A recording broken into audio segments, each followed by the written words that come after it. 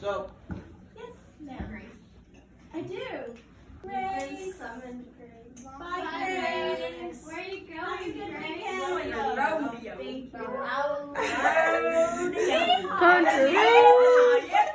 you. Take me home. okay. All right. Please. So first, so Afghanistan really like people like it wasn't a country that like the people within it made them themselves because it wasn't really like that. It's like their surrounding neighbors that were they're drawing borders and lines and everything. And so like the final line really drawn was the border between Pakistan. And when it was drawn, Afghanistan was made as a country. This was kind of like the limbo area, the in between. And so the Durand line was drawn in 1893. It's 1,510 miles. It's Boys, off your phone. so You are not taking notes. it was drawn by Mortimer Durand, a British diplomat, and then so Britain at the time, like they considered it an independent state.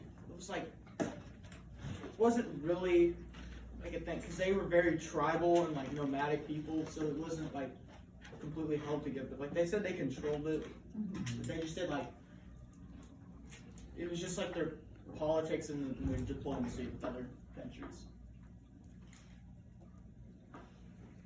Oh, I'm sorry. Oh, I did this. Okay, never mind. Just skip this. Skip it. Okay.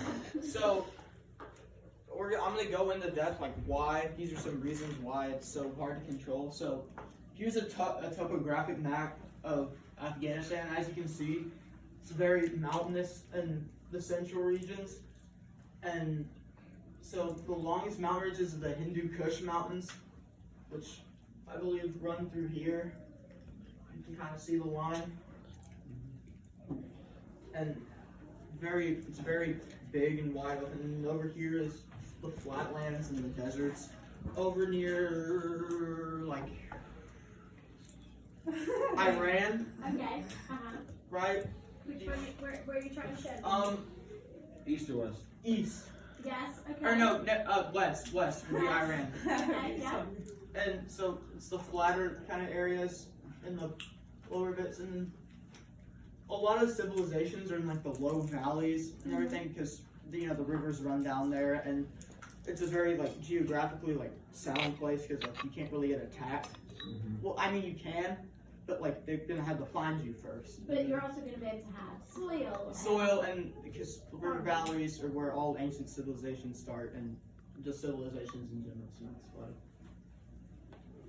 So Afghanistan is extremely mountainous region, and the Hindu Kush Mountain is a mountain range that spans 800 kilometers. The highest mountain in Afghanistan is New Sok at 24,580 feet, which is like 2,000 feet below Mount Everest. So, It's pretty close. which I mean, really is kind of crazy. And then the rivers and fertile land for farms located in the valleys, like in the Peck Valley. The Peck Valley has been a place of conflict recently, like in the early 2000s, with like Osama bin Laden and everything, because U.S. troops went in there, and I mean, Okay. Am I doing it again? So Afghanistan's nomadic people. So for centuries, Afghani people have been a very tribal, nomadic people. Like they're very ethnic, and it's not even ethnicity. Sometimes it's like family, like relations. It's crazy, and it's like there's like pictures of like people like it's going on forever because there's been civil wars in the 90s, and that's where the Taliban come from and everything. But We backed the Taliban. yeah, we backed them in Did we back them in the Civil War, or did we back them in We the backed them because so? we were so afraid that they would become communist. It was during the time period where containment was Because hard. a Taliban is like a kind of Yeah, we backed the wrong people. Why would we be so worried if another country so- is Because communist? communist, Yeah. it was since Domino 1945 until 1990. Yeah. Our foreign policy was No containment, commies. so there would be no domino effect. they felt like if another nation fell to communism, It spread throughout the it would Middle spread, East. Yeah. Okay. So And we didn't I'm know very that. terrified. So they like the people like even though they're nomadic, they have like their designated kind of like regions that where they all live and everything. Like here, like the majority of the population is Pashtun. The second biggest ethnic group is the Tajik, and then the Uzbek and the Hazara both have 9% of the population. The Baluch, Turkmen, Aymak, and then 4% of others are.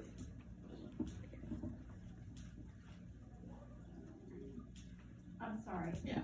I'm not being very. So the religion of Afghanistan, so there's an Islamic Republic, which means that it is it's bound on a set of Islamic rules and their laws. So Afghanistan is Sunni Islam, and which is the majority. Shia is the minority groups like Iran and everything. And so some religious minorities. And some religious minorities in the country are Shia Muslims, Sikhs, Hindus, and Buddhists. See, Buddhism, big religion, and yeah. And here's like, and here's like a graph just to show everything. Like it's overwhelming. Like the majority, it's not very like diverse like America is. So. I'm gonna talk about like one of like the most recent invasions and like one that I think is important because of just how it like domino affected into Afghanistan's history like now. So the Russo Afghani War was fought between Soviet forces and the Mujahideen rebels. So Soviet forces took control of highways and leveled cities that were likely homes to the Mujahideen rebels. This conflict led to the Afghan Civil War and the rise of the Taliban. So through the war, they domino affected, and it caused a lot of chaos and corruption. And so, what's so important like about them having highways? They're very nomadic and traveling, and there's only like one way in and one way out of some cities. Like one road leads to everything because it's so mountainous and everything. Mm-hmm. So if they have control of that, like it's detrimental to everyone. And like communication and trade. Okay. So the essential questions I believe are like how do the physical characteristics affect the people living in the region? What concepts and characteristics are used to form this region? So again, it's a very mountainous place. It is rugged terrain and flat deserts. The people that live in the people decide to live in the valleys between the mountains to give them a geographical kind of like leg up and like location because it's fertile land. Everything it's hidden, so you're not going to be seen too easy. And yeah, and like again, like invaders and everything. And so some of the concepts and they're very nomadic once again, and using the mountains to navigate and to see where to go, using as a vantage point can be very useful. So the concepts and characteristics of the region are shown in the tribal nomadic lifestyle of the Afghani people.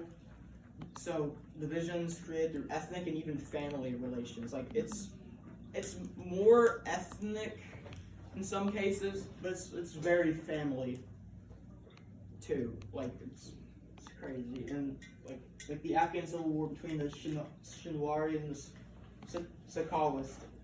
Afghanistan's people don't view themselves as like Afghanis, but rather as like Pashtuns or Uzbeks or Tajik and other ethnic groups. Again, have a very tribal mindset still to this day, and you know.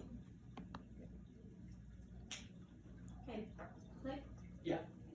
So, in summary, what makes Afghanistan so hard to control is the mountainous terrain, tribal identity, and ethnic conflict. And it's just, and here it's an Uzbek and Pashtun fighting each other. They're different ethnic groups, and they don't like each other. So, yeah. Okay. All right. Any questions? Anybody have a question? Applause.